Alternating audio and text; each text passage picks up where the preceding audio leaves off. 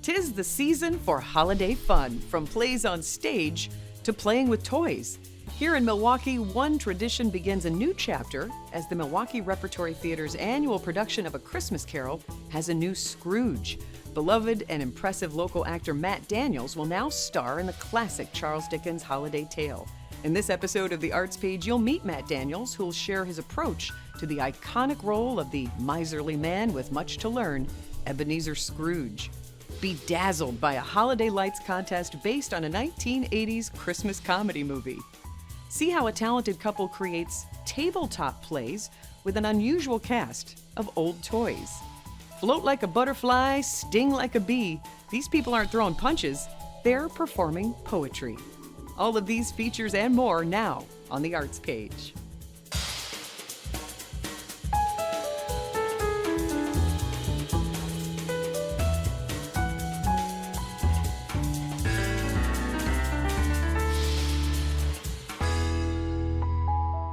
Welcome to the Arts Page. I'm Sandy Max. A Christmas Carol by Charles Dickens is not just one of the most cherished Christmas stories ever, but it is one of the most influential stories in English literature. Its message of generosity has inspired people for decades, and its theme of transformation gives hope that there is good in everyone.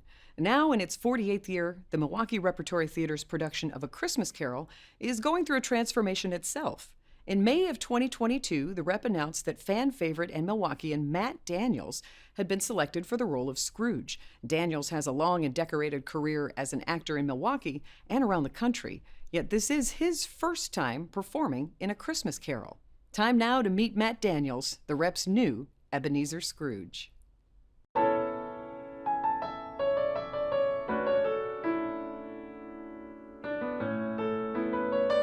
How did acting start for you? I was one of those who sort of knew from the very beginning. My brother was just doing some excavating and found an old Dr. Seuss, my book about me, from when I was, 6 or 7, and it said, "When I grow up, I want to be," and I had written in actor.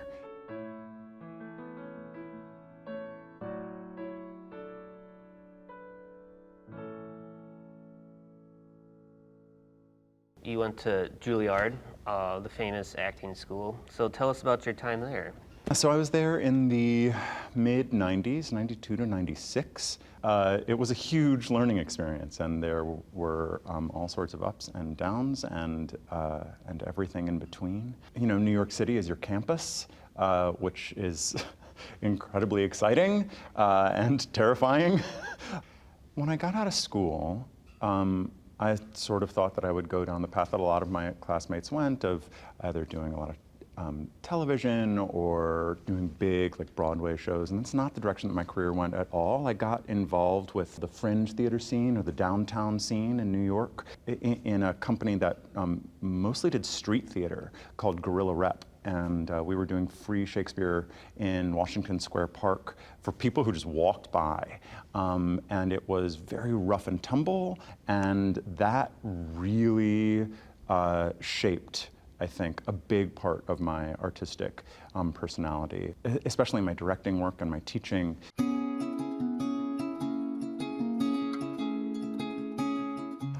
It's been a real gift to be able to work with the students who I have at First Stage. The company is called the Young Company. What we do there is we just teach them on Saturday mornings, right? They show up at 9 a.m. or 9:30 a.m. on their Saturdays. These high schoolers are doing this out of their own free will. And we teach them what we learned in acting school. They're hungry for it. They're excited for it. So appreciate the opportunity to be able to have that back and forth, that dialogue, and especially with, with young actors who it's new for and exciting for, and it just keeps it fresh all the time. We wish you a Merry Christmas. We wish you a Merry Christmas. This is your first time in A Christmas Carol. How is that possible? It's an amazing question. I think that it's sort of a rite of passage. I feel like for, 95% of American actors find their way into a production of A Christmas Carol somewhere. I don't know, I guess I'm just one of those 5% who made it this far before landing in it, and then I just, I sort of leapt straight to the top. What was your reaction when you were chosen to play Ebenezer Scrooge? I'll tell you that I wasn't expecting it at all. The opportunity to play Scrooge is certainly one of the hardest things I will ever have to do. The journey that he goes on is so intense and so far from A to Z that there's so many hills and valleys to traverse over it that it's just an incredible opportunity to stretch. I'll see you in hell, class. He has built this wall around him to protect himself. He had things happen in his childhood and the way that his life was lived as a younger person, where the lessons that he took away were that solitude equals control, and that if you set up a wall so that no one can get in, then they can't harm you. The collateral damage, of course, is that they can't love you either. Get out! I said, you get out! Every time one of these ghosts, whether it's the ghost of his dead partner and friend, or the famous ghosts of past and present and future, show him a moment, it's an opportunity for him to change his ways. And he realizes that A, that's good, but B, it doesn't just have to be for Christmas. You can have it all the time if you just allow it and give in to that.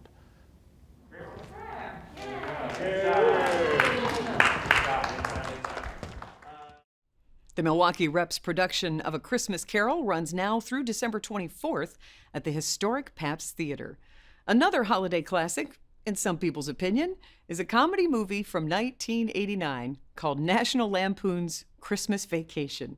Chevy Chase stars as Clark Griswold, the dad who wants his house to outshine everyone else's in his neighborhood with an extremely over-the-top outdoor lights display. In a Sparks, Nevada neighborhood, the community loves this movie so much that they created the annual Griswold Challenge. It's a contest that encourages members of the community to create their own unique and impressive holiday light displays. And the annual event is a real way to embody the Christmas spirit of good cheer and of generosity, because it also is a fundraiser for the local food pantry. Here's a look at how this community is shining a light, or lots of lights, on a good cause.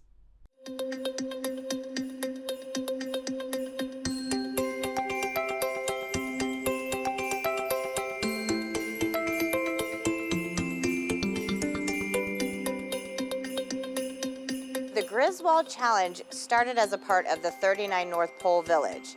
We created this challenge to bring the community together, both businesses and families, to have a little stake in the game of the North Pole Village. It's all based on the infamous Mr. Clark Griswold, who overly decorated his home, and we just wanted to pay homage to him in our 39 North Pole event.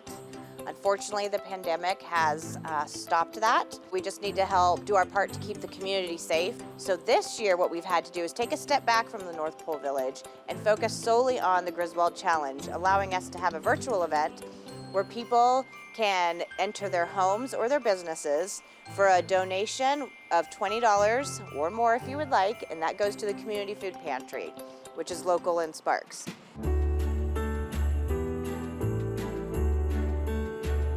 The Community Food Pantry is here to serve those people who are having to make a decision between paying rent, buying medicine, putting shoes on their kids' feet, getting gas to get to work. We're here to help them fill that food gap that they are experiencing really, really hard right now. We do pick and choose what events that we like to benefit the community, and we go wholeheartedly in. Especially this time of the year. It's been a really hard year for many people, and the proceeds going towards helping the food pantry for Christmas is going to be an excellent cause. Every dollar donated through the Griswold Challenge, through the entry fees, every dollar will buy 3 meals for someone in the line in the pantry. And that dollar is really stretching a long way. Your family, decorate your home together, creating those memories safely. Your businesses can have a team building exercise for the holidays. Instead of going out to maybe a party or something, you get together and you decorate your business. What we noticed about the staff, they love to decorate just like we do. They have the same focus as us, and they want to win. The prizes that we are offering is, first place is the Clark Griswold Award, and you can win $500 whether you're a business or a resident. Those are 2 different categories. The second place is the Cousin Eddie Award, and that is for $250. The creativity we get to see from the individual contestants is really cool. Obviously everybody's different and everybody brings something to the table. So seeing all the displays together really make it a unique experience, because you're going from one which might be beautiful and white and pretty, and then you're going to the next display which is quirky and fun and super charismatic and crazy. This year it's going to be cool because you can drive around to the residents and individual businesses and see that same effect, just on a much larger scale. So that's going to be fun to see how everybody's businesses do themes. Or not do themes, just gaudy it up with lights. I mean, that's what Clark Griswold did. I'd say we're going to channel our inner Griswold by bringing out Mr. Griswold himself. We have a lot of lights up right now, and so this morning we bought another 2,000 lights. That's going to be going back up on the building behind us. So I would say close to about 10,000 lights are going to go up. I think a lot of people can relate to National Lampoon's Christmas Vacation because it was kind of one of the main holiday funny movies that existed actually ever. Clark Griswold really kind of helped create the fun side of the holidays and showcasing that you can be wild with your decorations and it's okay.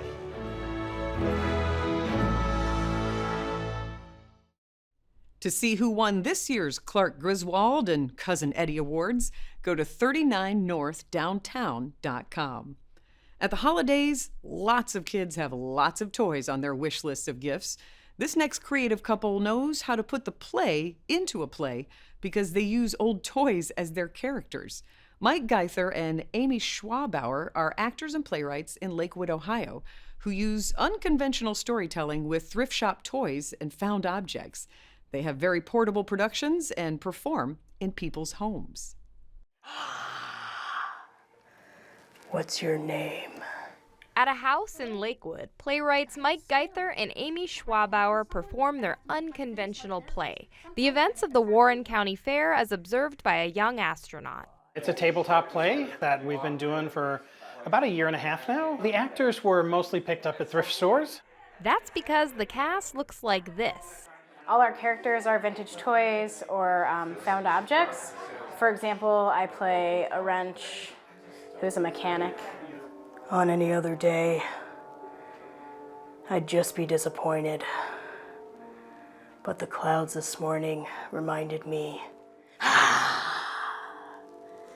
you're dead. Because it is a miniature scale, the table is the perfect surface for it. It's like it creates a stage. We've performed on so many different tabletops. Their actors are toys, their stage is a table, and they even have stage lighting. The lighting has been, just little flashlights, little adaptable lights, for working on cars, that sort of thing. We have an entire play that fits into 2 boxes, right? Like 2 giant containers, and we can take it anywhere. And that's the point, because this is a play that's meant to travel from house to house. And that's still my best joke. For me, the biggest part of the production and what makes it the most fun is going into people's houses and sort of introducing this little tiny play there. I like weird. The play is about a small town and a bunch of different characters who live in this little town, and the culminating event is the county fair. Hey, the lights are coming on. Oh, it's my favorite part. The magic hour. Adults will, they see the toys, and at first they're kind of like, whoa, is this really what we're watching? And then, by the second scene, everybody's like, I don't want to know where he probably is. I want to know where he actually is. Well, then you check the rides and booths again. I'll look in the parking lot. I swear, if anything happened to him, because the story is a well-crafted story, everything works then, right? Like if this story was just kind of like blah and like you didn't care about it, then you're not going to care about these toys. You're not going to invest in them. So it's like any other play. And it's amazing to see like different groups of adults invest in our story. So when do you leave for school? August. And you like science? Or 2, the best scientists are well-rounded. When you're working with puppets, your just body is like trying to put everything into that little thing, and then it just follows along. So it's not been hard to sort of emote through the characters. Oh God, Ursula, you're a complete idiot! Stop overthinking this! With these characters, we are still there. We're still like a part of them. And because their faces are stagnant, like as a porcelain figurine, like my face becomes their face. And there's just this weird thing that kind of happens, and we kind of build into that, right? Like there's the scene where I'm smoking, but like I'm the one who's physically smoking, and then my character puts out the cigarette. Well, I didn't think they were gonna see the smoke. If I get caught, I'm dead. If you're still thinking that this looks a lot like adults just playing with toys for a crowd, the creators aren't arguing with that. Well, you know, I think the playing with toys part is right. I mean, that's essentially a lot of the joy of the show, is that we get to do it. And I think that's a lot of the joy for people in the audience. They get reminded like, oh, right, I used to do that. It was a lot of fun to play with toys. The assumption of like, is this just adults playing? But like, for me, like that's all theater, right? Like any type of theater is like imaginary game time, especially as an actor. That's just what we do, right? Like we get these imaginary circumstances and we bring it to life and tell a story. Gary, this is the part where you grow up. Muhammad Ali was a legend, both in boxing and in life. He championed the rights of not just African Americans, but all human beings, all while being a champion in the ring. His way with words is well known and well documented. He had a special flow and cadence to his speech that was poetic and sometimes poignant. Prepare yourself, not for a flurry of fists in a Florida boxing ring, but instead a flurry of words as we visit a poetry slam celebrating the principles and philosophies of the greatest of all time, Muhammad Ali. So tonight is a super combination of athleticism and also literature and poetry. We got 4 of the best poets in the city who are going to be competing head to head. They wanted a stage to voice their love for Muhammad Ali and his principles and things like that. The way that the entire event is going to be organized is almost like a boxing match. Please clap it up for your first sacrificial poet, Charles Hall! So I focused my poem on resilience and overcoming obstacles, and so I spin it into just kind of fighting against depression and those everyday things that prevent you from being your best self, from seeing the light. Every word they say just stings like will I ever be all right? I am not a champion. In this moment, you may not feel like a champion or your best self, but always standing up again and just staying in the ring until one day you look and you're like, hey, I'm the champion. How am I going to put my socks on today and walk a mile in everyone else's shoes while I stay stuck in cement, still trying to soothe? I know. Someone like Muhammad Ali, even he got tired and exhausted on days, I'm sure, because it's all just so much sometimes. So the poem that I wrote is just kind of saying that like it's okay to have bad days, and it's okay to have days where you focus on yourself and do things for yourself and you're still a great person. I miss the days when we pulled out boxing gloves instead of handguns, before fists became semi-automatic pistols and double-action revolvers. 2017, I started Grow House because I wanted to do something different.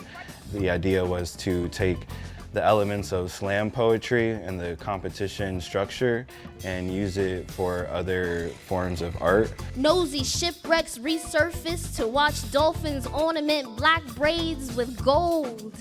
She pulls Mount Everest out of her breast and each nail lines up for its turn at getting even. 2019 is when I partnered up with Dennis. He's an excellent host and he's a great just people person. He's a lot more outgoing than I would say I am, and so we're definitely a great partnership in that I'm more reserved and he's great at just being a people person. One of the most prolific and profound poets that I personally know, Walter Wally B. Jennings! Wally B is kind of like this tree trunk, right? And he's kind of brought poetry as spoken word down from Tallahassee. When he brought it here to Tampa, you know, from that just blossomed a lot of everything that you see today. This earth was not built by brick and mortar. What you do may make you important, but why you do it will make you immortal. The poem that I have is really about the whole aging process and how it's important for us to really recognize the totality of our life as one cohesive experience rather than these fragmented parts where we fall in love with one and we hate the other. And so with Muhammad Ali, a lot of people kind of are able to segment his life into various sections when you talk about him as a young champion, and then when you talk about the attention that he got as an activist, and then in his latter years as he dealt with Parkinson's and a lot of medical challenges. So most people, they experience or know him and they really, his life resonates with him heavily, usually in one of those three areas. And remind everyone that greatness is always just over the horizon.